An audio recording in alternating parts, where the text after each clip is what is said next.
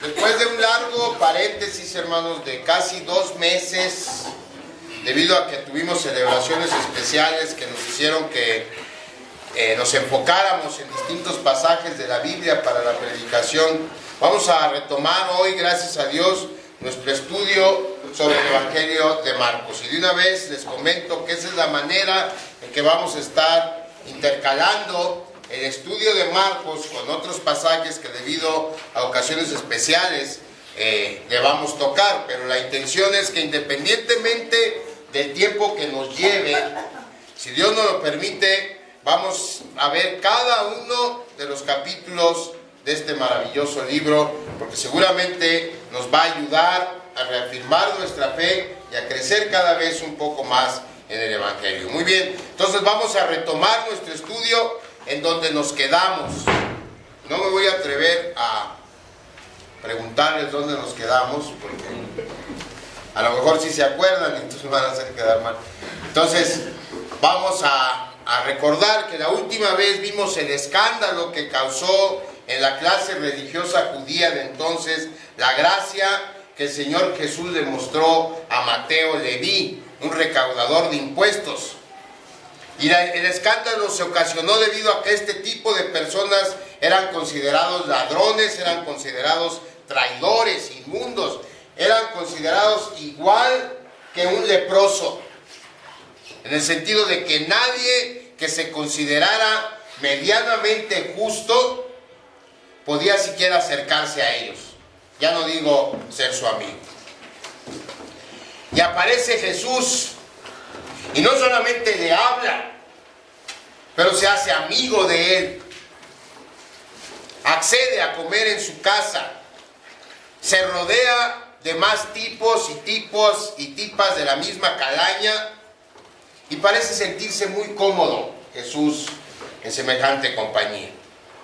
Era algo incomprensible para los fariseos. ¿Cómo es que el que pretendía ser el más santo de los santos, el más justo de los justos, pudiera quebrantar de manera tan flagrante un mandamiento tan claro de la ley, mandamiento que está en el Salmo número 1, que dice: bienaventurado es el varón que no anduvo en consejo de malos, ni anduvo en camino de pecadores, y luego añade: ni en silla de escarnecedores se ha sentado. Y Jesús hizo todo eso. Comió con Mateo, se sentó a la mesa con Mateo. Un escándalo incomprensible para la clase religiosa de entonces. La respuesta que da el Señor Jesús a esta acusación farisea es formidable, porque nos da la pauta para comprender para quién es la gracia del Evangelio. No he venido a llamar justos, dice el Señor, sino a pecadores al arrepentimiento. Para recibir la salvación que Jesús ofrece, entonces debemos reconocer que somos pecadores. Porque alguien que confía en sus propios méritos, alguien que se cree justo, difícilmente va a reconocer que necesita que alguien más le salve. La gracia, pues dijimos, es escandalosa en el sentido que es ofrecida y recibida por gente pecadora. Al continuar revisando la vida de nuestro Señor Jesucristo, vamos a ver hoy la singularidad del Evangelio.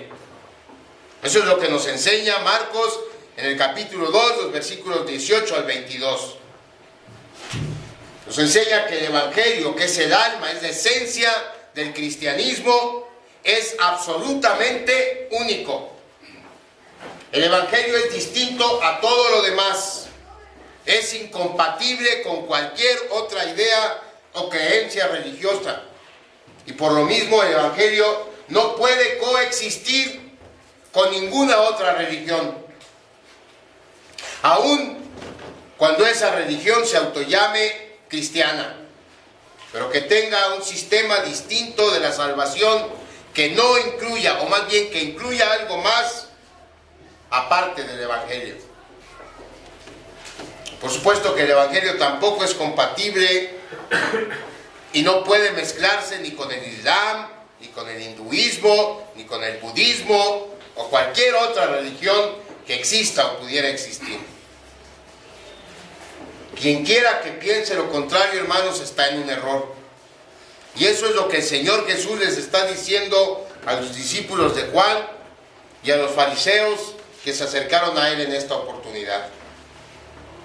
Jesús se está refiriendo particularmente aquí a la religión del pueblo judío de entonces. Lo que el Señor dice en estos 5 versículos es que el Evangelio no tiene nada que ver con la religión judía de entonces. Y aunque de momento, cuando leemos a primera instancia el pasaje, pudiera parecernos que no tiene nada que ver con lo que estamos diciendo, vamos a ver que sí. Vamos a ver que la intención de los discípulos de Juan el Bautista y de los fariseos era que los discípulos del Señor Jesús adoptaran sus tradiciones. Pero que el Señor Jesús aclara esta singularidad del Evangelio de la que estamos hablando. El Evangelio de nuestro Señor Jesucristo es único, es exclusivo, es incomparable. Eso debemos afirmarlo en nuestros días, hermanos, porque estamos viviendo en un tiempo y en una sociedad que exalta la diversidad de creencias y que sostiene que cada quien puede creer lo que quiera y de la manera que quiera. Pues a final de cuentas todas las religiones llevan a Dios, y mientras tú cumplas tu religión como tu religión manda, estás bien. Vivimos en una sociedad pluralista, una sociedad que en aras de ser tolerante considera todas las creencias religiosas iguales. Por supuesto que eso no aplica para el cristianismo. La Escritura es muy clara en cuanto a que hay un solo Dios, hay un solo Señor, hay una sola revelación inspirada, que es la Biblia.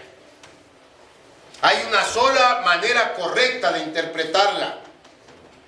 Y en esta única revelación inspirada por Dios hay solamente un plan de salvación. Cualquier sugerencia para alterar, mezclar, confundir estas verdades es una corrupción errática que solo traerá para el que lo intente resultados dañinos. En el texto que estamos por analizar tenemos una clara defensa que el Señor hace de la singularidad del Evangelio. El Señor, sin ambigüedades, afirma la exclusividad del Evangelio y su incompatibilidad con el judaísmo de entonces. El Evangelio es incompatible con la religión judía, fíjense, aun cuando ambos tienen conexiones con el Antiguo Testamento. Y es que precisamente esa conexión de ambas con el Antiguo Testamento es lo que hace que mucha gente piense hoy que el judaísmo y el cristianismo son prácticamente iguales. Y nada hay más lejos de la realidad. La verdad es que en el judaísmo del tiempo del Señor y en el judaísmo actual no hay cabida para el Señor Jesucristo. Y una religión que no incluya a Jesucristo como su centro, como su esencia, es una religión falsa, es una religión vacía, una religión dañina a final de cuentas. Y en ese sentido, el judaísmo de entonces y el judaísmo de hoy no es diferente del Islam o del budismo o incluso del ateísmo.